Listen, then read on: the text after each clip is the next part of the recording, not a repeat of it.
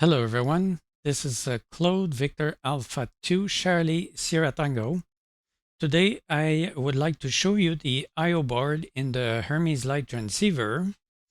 So the way my Hermes Lite is set up is that there is a pre-drive amp that is connected to an external amp control RCA jack behind the Hermes Lite. The amplifier is the Neptune 50 watt from 60dBm.com. Then the RF is sent to the final ACOM 1010 amplifier. The amplifier is then connected to my WaveNode power meter. And finally, RF goes to the automatic antenna tuner AT1000 Pro. At first, I had connected both amplifier together with the Y RCA jack, but it created an issue with the ACOM amplifier where the TX LED was always half lit. So in order to isolate both key line of both amplifier, I decided to use the I/O board to drive the second amplifier with one of its output. You can see here in the TDIS setup menu a I/O board pin status, which is right here. If I hit 01, which is actually output number 2, as it should have been from 01 to 08, you can see that I can control the TX line of the ACOM amplifier independently. So watch closely the TX light here on the amplifier. When I hit output number 2 here, I can control the amplifier totally independently from the MUX line. I also connected the key line of the tuner in one of the input of the I/O board at input number 2. That input number 2 is pulled up at 3.3 volt. That is why you see the green light is turned on right now in the pin status.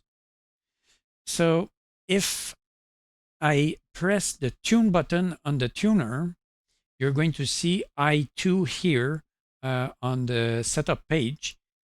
It will go gray because the tuner will pull the signal to ground. So let me show you here. If I hit the tune here on the tuner, you can see each time I hit the tune, it is going to pull down the input number 2 to ground.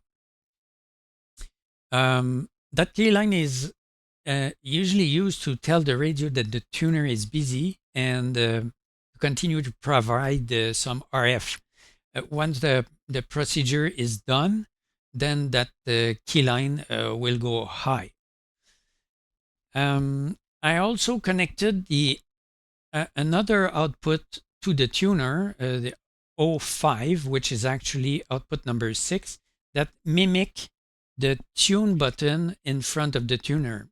You can see that if I press the output 5, I can engage or bypass the tuner, but I can also request a tune sequence. So if you look here on 05, if I quickly press on it, you can see that I can activate and bypass the tuner by doing so, by pressing very quickly on output 5. And if I press like a second,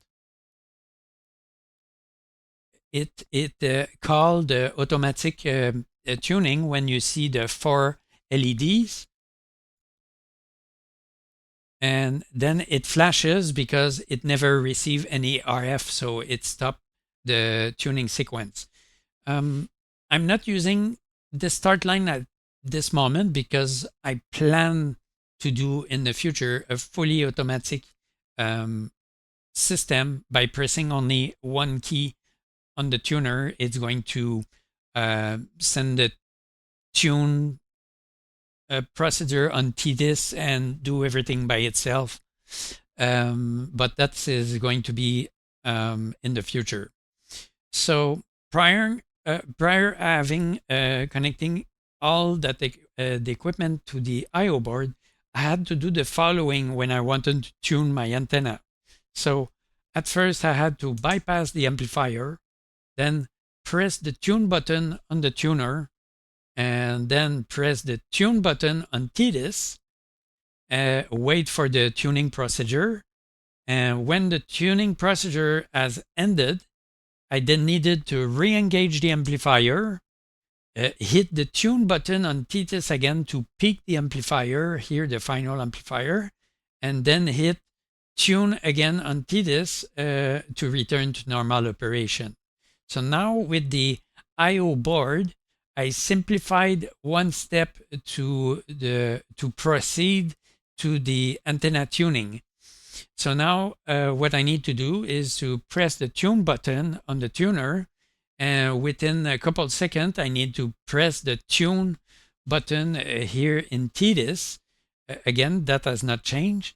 And when the tuning procedure is ended, I then need to do the step, hit the tune on TTIS to peak the amplifier again, and hit the tune again on TTIS to return to normal operation. So by having programmed a little bit of logic in the I/O board, I managed to get rid of the manual bypass of the final amplifier, which has now less button manipulation. So this is how it looks like with the little automation I have done inside the I/O board. And by the way, I'm nowhere near a C++ programmer, so it took a while before I figured everything out. So let me pick a frequency. Let me go to, let's say, 125. There does not seem to be any activity. So let me put my mouse cursor over the tune button in TTIS.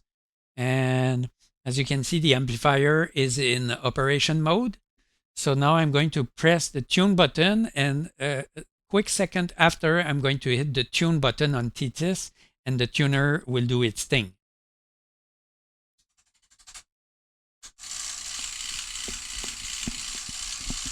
As you can see, the final amplifier has not keyed, even though it's in operation mode. All right, now I'm at 1.9 SWR. Let me try to 1.1, 1.0, 10 watts of drive, and you can still see that the final amplifier is not keyed because it would have been way too much power for the tuner. So I'm still at 10 watts. Now the tuning procedure is complete. I can disengage the tuner on TTIS. I can then now tune again in TTIS. I'm going to hit the tune button to peak the amplifier. There, the amplifier is peaked. And now I'm ready to use as normal. Let me just show you. This is Victor Alpha 2 Charlie Sierra Tango testing with the Hermes Lite on 40 meter, testing 1, 2, 3, 4, 5. All right. So let me do this again. I'm going to move away again. Let's see here, 274, 275 does not seem to have any activity. So again, I'm going to put my mouse cursor over the tune button in TTIS, and I'm going to hit the tune button on the tuner, and within 1 second, I start the tune on TTIS. Tune is done, 1.1 to 1, 13 watt of drive. I disengage TTIS, and then I can engage TTIS again to peak the amplifier. The amplifier is peaked, and the tuning procedure is done. So it got rid of the manipulation of the bypass of the amplifier that is now automatically handled by the I/O board. When the LDG tuner is busy, it's going to bypass the amplifier right away. So there you go. I hope you found the ID interesting, and I plan to continue to work on this to automate everything so I can use the system by pressing only one button. It's going to do all of this in one shot. So thank you for watching, and if you have any comments, you can post them in the forum below. 7-3.